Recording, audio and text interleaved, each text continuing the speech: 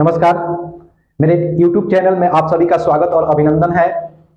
और आज का जो टॉपिक है उसका नाम है वर्ण विचार। आप देख रहे हैं कि आज हम जिस वीडियो को आप लोगों के सामने लेकर के आए हैं उस वीडियो का नाम होगा वर्ण विचार। और आपको पता है ना कि वर्ण विचार से परीक्षा में चाहे इंटर का हो या मैट्रिक का हो बराबर प्रश्न आते रहता है। तो मैं आज आपके लिए वर्ण विचार का एक वीडियो लेकर के आया हूं और आप उस वीडियो को देखिए, वर्ण विचार को अच्छे से समझिए। मैं 100% कोशिश करूंगा कि आज आपको वर्ण विचार समझा दें, आप समझ भी लें। तो एक छोटा सा वीडियो होगा आप लोगों के लिए वर्ण विचार। तो आइए देखते हैं वर्ण विचार। देखिए, तो वर्ण विचार में देख लीजिए, यहां लिखा गया है वर्ण। वर्ण विचार में सबसे पहले क्या है? वर्ण। तो वर्ण किसे कहते हैं? सबसे पहला परिभाषा पूछ सकता है कि यह परिभाषा है इसका, वर्ण का परिभाषा है कि वर्ण किसे कहते हैं। तो भाषा की सबसे छोटी इकाई को वर्ण कहते हैं। तो भाषा की सबसे छोटी इकाई क्या है? वर्ण है। ऑब्जेक्टिव में भी आप ध्यान रखिएगा कि भाषा की सबसे छोटी इकाई को क्या कहते हैं? तो भाषा की सबसे छोटी इकाई को कहते हैं वर्ण। यानी भाषा की सबसे छोटी इकाई को वर्ण कहते हैं और इसके खंड या टुकड़े नहीं किए जा सकते हैं। ठीक है, तो जिसके खंड या टुकड़े नहीं होते हैं उसे वर्ण कहते हैं। और वर्ण की सबसे छोटी भाषा की सबसे छोटी इकाई क्या होती है? तो वर्ण होती है। ठीक है, इसके बाद देखिए, अब यहां आपसे पूछा गया है वर्णों की संख्या। तो यहां बताना है कि वर्णों की संख्या कितने होती है। तो वर्णों की संख्या आपको याद रखना है कितना? 44। तो 44 वर्ण होते हैं। अब इसको देखिए, 44 वर्ण होते हैं ना, तो उसमें से जो स्वर्ण वर्ण होता है, मतलब दो भागों में उसको बांटा गया है। ठीक है, तो वर्णों को दो भाग में बांटे हैं। आप देख सकते हैं कि एक तरफ है स्वर्ण वर्ण और यहां आपको दिख रहा होगा व्यंजन वर्ण। तो आइए सबसे पहले हम लोग स्वर्ण वर्ण को देखेंगे। तो टोटल वर्णों की संख्या 44 और वर्णों की संख्या में से इसको दो भाग में किया गया, एक को स्वर्ण वर्ण और एक को व्यंजन वर्ण। तो स्वर्ण वर्णों की संख्या कितनी? 11। ठीक है, तो स्वर्ण वर्णों की संख्या कितनी है? 11। अब 11 कौन कौन है आप देख सकते हैं। यहां देखिए, अ, आ, छोटा ई, 12 ई, छोटा ऊ, 12 ऊ, री, ए, फिर ए, ओ, औ। ये टोटली मिला के कितने हैं? ये टोटली मिला के 11 है। ठीक है, तो आप कहीं भी दिखना, आपको कहीं भी दिखे, ठीक है, कि स्वर वर्ण कितने होते हैं? तो स्वर वर्ण 11 होते हैं। और 11 में कौन कौन? तो अ, आ, ई, उ, ए, ओ, औ। ठीक है, यहां देख सकते हैं एक बार फिर से, अ है, आ है, छोटा ई है, 12 ई है, छोटा ऊ है, 12 ऊ है, इसके बाद री है, इसके बाद छोटा ए, 12 ए, ओ, औ। ठीक है, अब देखिए, अब यहाँ जो स्वर वर्ण है ना 11, अब स्वर वर्ण को 4 भागों में यहाँ बांटा गया है। देख लीजिए, स्वर वर्णों को भी यहाँ 4 भागों में बांटा गया है, जिसमें एक है मूल स्वर या ह्रस्व स्वर। ठीक है, दूसरा है दीर्घ स्वर और चौथा है तीसरा है संयुक्त स्वर और एक है अयोग वाह। ठीक है, तो स्वर वर्ण को भी बांटा गया है 4 भागों में। तो सबसे पहले है मूल स्वर या ह्रस्व स्वर, फिर 2 नंबर में है दीर्घ स्वर, 3 नंबर में है संयुक्त स्वर और 4 नंबर में है अयोग वाह। आइए हम लोग इसको समझते हैं कि मूल स्वर या ह्रस्व स्वर क्या होता है। तो आप देख सकते हैं कि मूल स्वर या ह्रस्व स्वर, तो मूल स्वर या ह्रस्व स्वर की संख्या कितनी है? तो 4 है, याद रखिएगा। ठीक है, कि मूल स्वर या ह्रस्व स्वर की संख्या कितनी होती है? तो मूल स्वर या ह्रस्व स्वर की संख्या होती है 4। ठीक ना, अब 4 कौन कौन है? तो आप देख सकते हैं अ, फिर इसके बाद छोटा ई, फिर उसके बाद छोटा ऊ और लास्ट में री है। तो अ, छोटा ई, छोटा ऊ और क्या है? री है। जैसे यहां देखिए, मतलब मूल स्वर होता क्या है? तो इसमें एक ही मात्रा का प्रयोग किया जाता है और बोलने में कम समय लगता है ना। तो जिसको बोलने में समय कम लगे और जिसमें एक ही मात्रा का प्रयोग हुआ हो उसको हम लोग कहते हैं मूल स्वर या ह्रस्व स्वर। याद रहेगा ना कि जिसको बोलने में कम समय लगे। ठीक है, तो जिसको बोलने में कम समय लगे, है ना, और उसमें एक ही वर्ण का प्रयोग किया गया हो तो उसे हम लोग कहते हैं मूल स्वर या ह्रस्व स्वर। तो मूल स्वर और ह्रस्व स्वरों की संख्या कितनी होती है? तो 4 होता है, जिसमें एक होता है अ, छोटा ई, छोटा ऊ और री। तो आई होप कि आप लोगों को मूल स्वर या ह्रस्व स्वर समझ में आ गया होगा। ठीक है, इसके बाद देखते हैं दूसरे नंबर पे है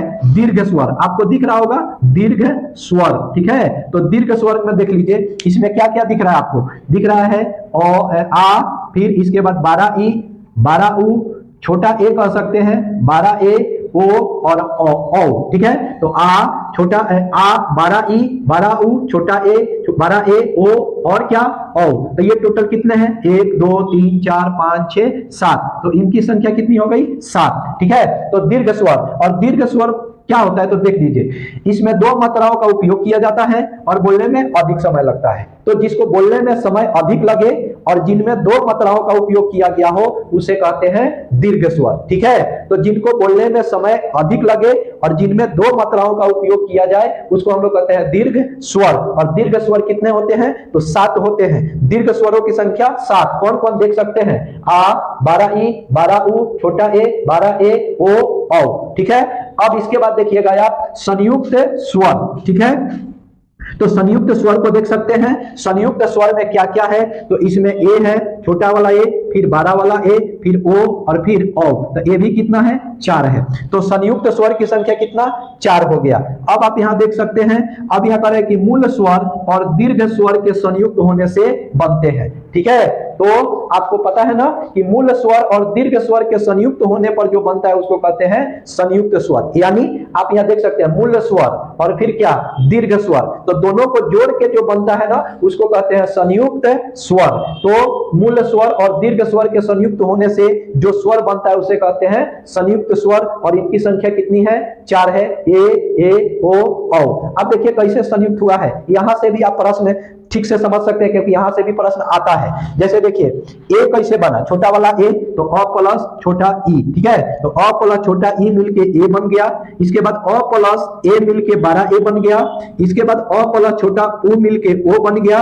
इसके बाद अ प्लस ओ मिलके औ बन गया। तो आप देख सकते हैं कि छोटा वाला ए कैसे बना? तो छोटा वाला ए बनता है अ प्लस छोटा ई मिलेगा। तो फिर 12 वाला ए कैसे बनता है? तो अ प्लस छोटा वाला ए मिलेगा। तो फिर ओ कैसे बनता है? तो अ प्लस छोटा वाला ओ मिलेगा। तो और फिर ओ कैसे बनता है? सॉरी औ कैसे बनता है? तो अ प्लस ओ मिलेगा। तो ठीक है। तो यहां इसको हम लोग कहते हैं संयुक्त स्वर, ठीक है। मूल स्वर और दीर्घ स्वर के मिलने से जिस स्वर का निर्माण होता है उसे कहते हैं संयुक्त स्वर। जैसे ए, ओ, औ। मैंने यहां आपको समझा दिया है कि क्या क्या मिलेगा तो क्या बनेगा।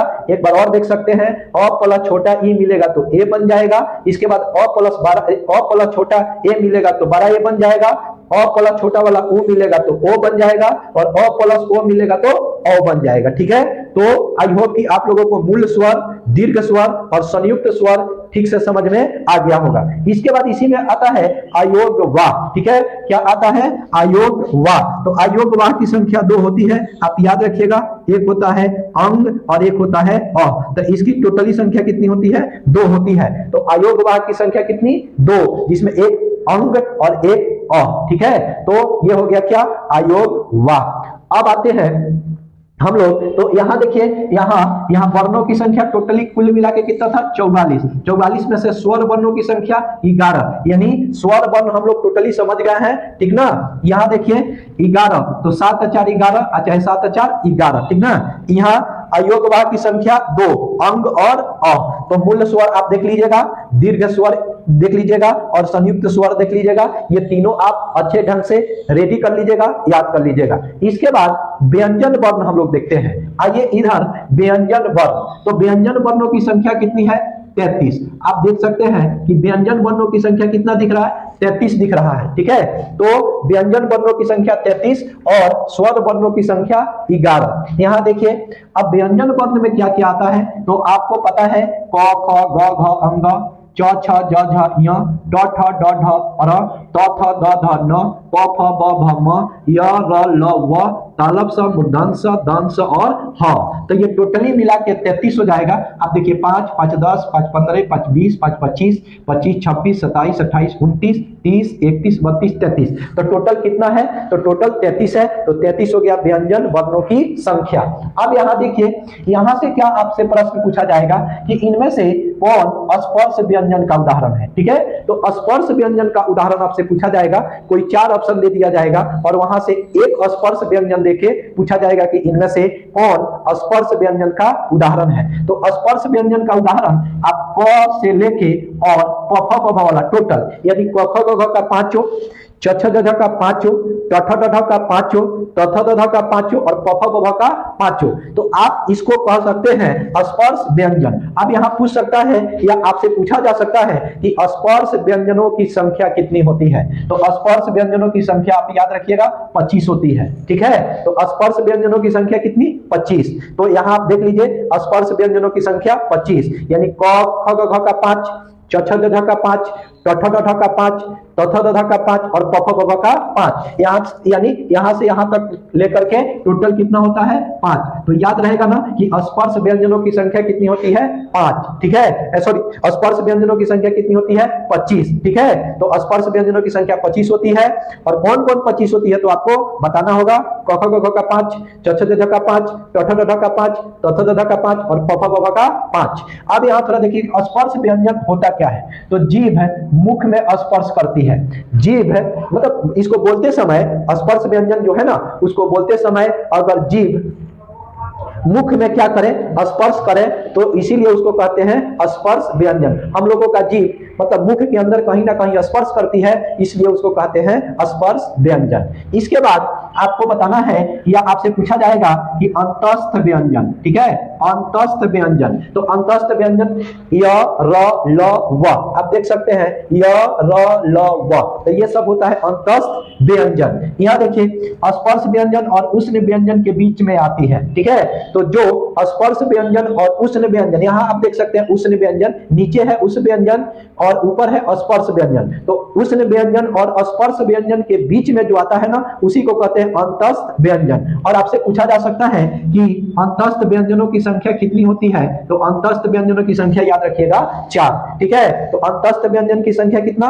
4 याद रखिएगा। तो आप देख सकते हैं अंतस्थ व्यंजन यानी य र ल व। ठीक है, तो य र ल व 4 क्या होगा? अंतस्थ व्यंजन। इसके बाद आप देख सकते हैं उष्ण व्यंजन। तो उष्ण व्यंजन में तलाबे स, मूर्धन्य स, दंत स और क्या है? ह। तो इसका भी संख्या कितना बता सकते हैं आप? 4। ठीक है, 4 यानी उष्ण व्यंजन की संख्या कितनी होती है? 4 होती है। और उष्ण व्यंजन कौन कौन होता है? तो तलाबे स, मूर्धन्य स, दंत स और ह। और अंतस्थ व्यंजन कौन कौन होता है?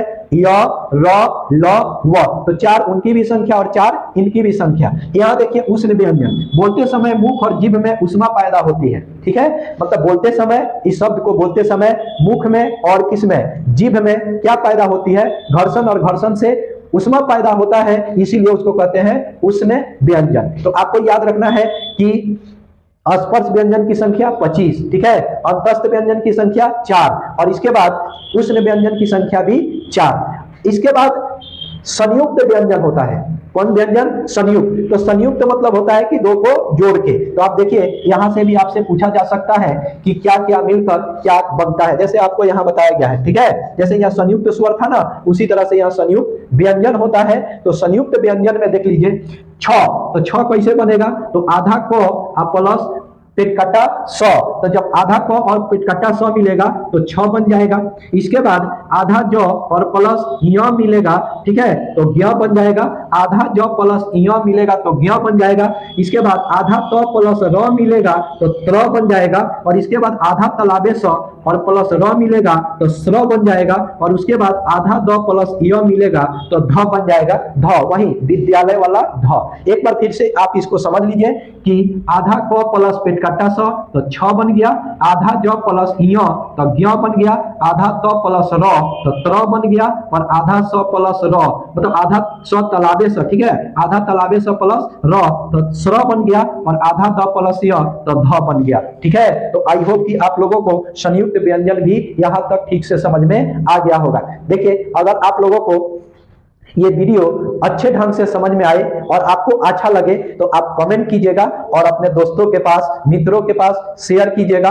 ठीक है, और वीडियो को लाइक भी कीजिएगा और मेरा YouTube channel Vijaya classes bye संतोष सर को सब्सक्राइब कर लीजिएगा। ठीक है, और फेसबुक पेज पर भी जाकर के संतोष कुमार लिख करके फॉलो कर लीजिएगा, क्योंकि वहां भी ये वीडियो आपको देखने के लिए मिलता है। ठीक है, तो इसके बाद और भी कुछ प्रश्न है। हाँ, इसके बाद आप देखिए यहाँ जैसे था ना आइयो को वाह में दू को था क्या, अंग और अ। उसी तरह से उच्छिप्त व्यंजन, ठीक है, उच्छिप्त व्यंजन भी आप देख लेंगे तो यहाँ होता है ड और ढ।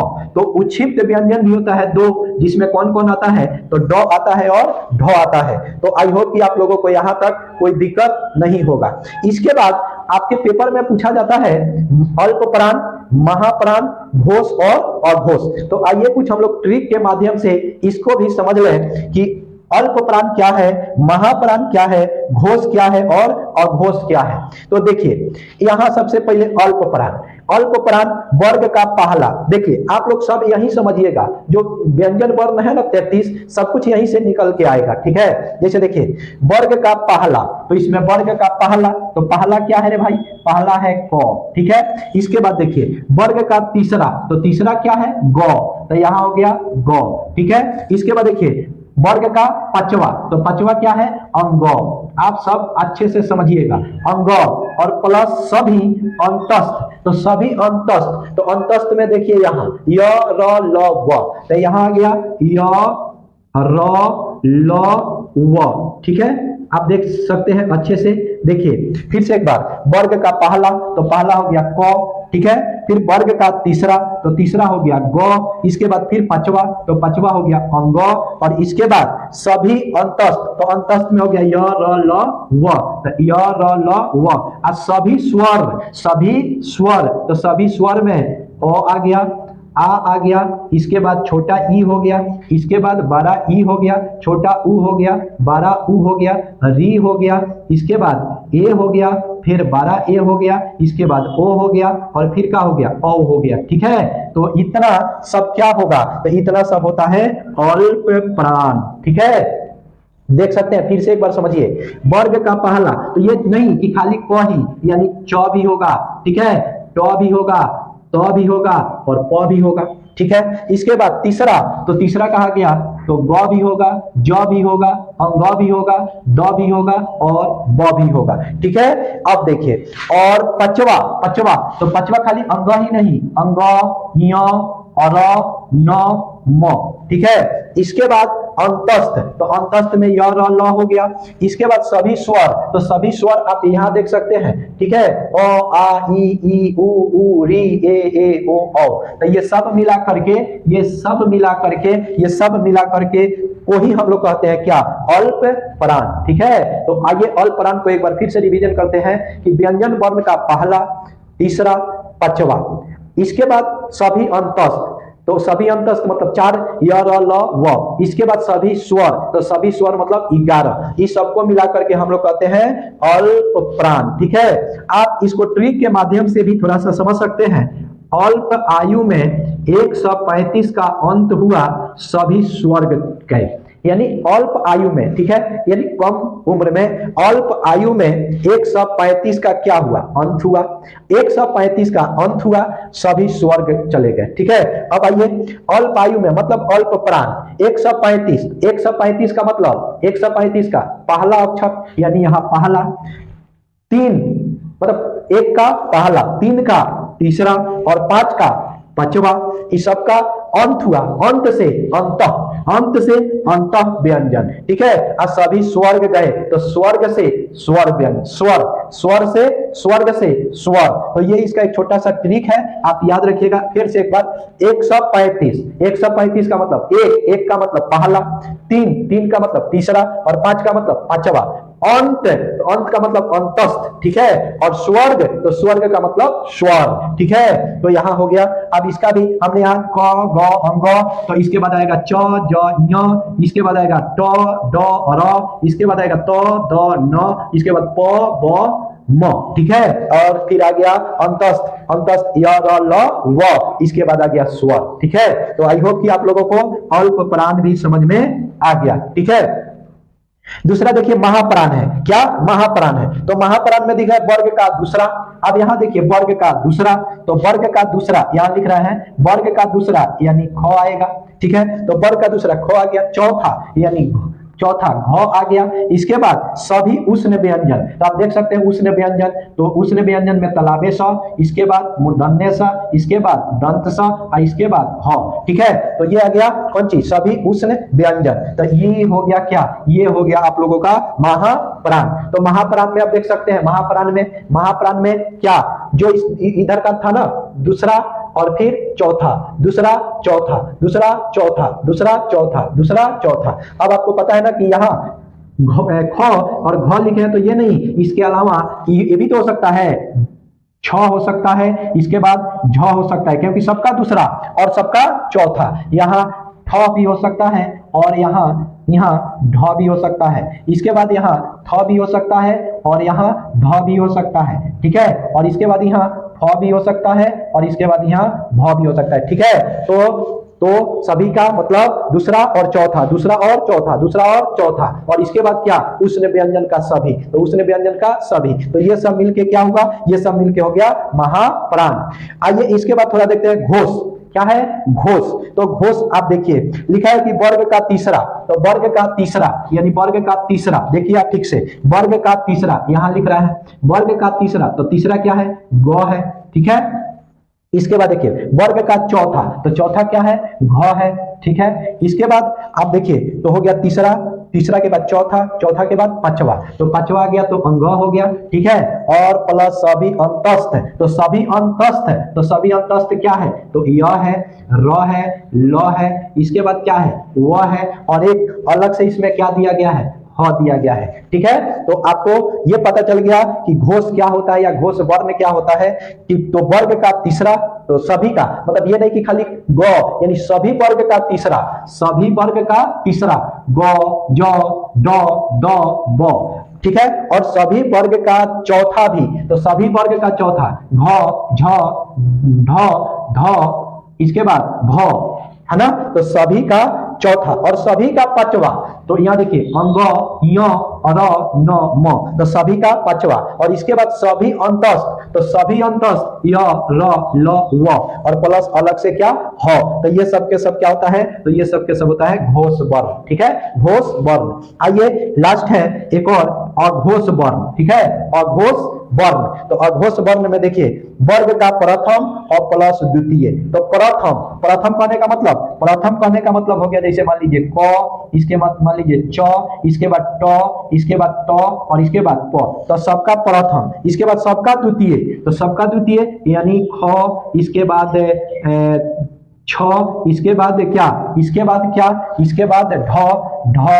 ठीक है, इसके बाद क्या, इसके बाद थ, और इसके बाद क्या, फ। ठीक है, फ, तो देखिए सबका प्रथम और सबका द्वितीय, और इसमें तलाबे स, मूर्धन स और दंत स, इसमें तलाबे स, मूर्धन्य स और क्या, दंत स, तो ये टोटली के टोटली क्या हो गया, ये टोटल हो गया अघोष वर्ण। ठीक है, एक बार फिर से, वर्ग का प्रथम यानी सब प्रथम, इसके बाद द्वितीय यानी सबका दूसरा, और फिर इसमें तलाबे स, मूर्धन स और दंत स, और ह किसमें चल गया था, ह चल गया था घोष में। ठीक है, तो आई होप कि आप लोगों को आज का वीडियो बहुत ही पसंद आया होगा ना।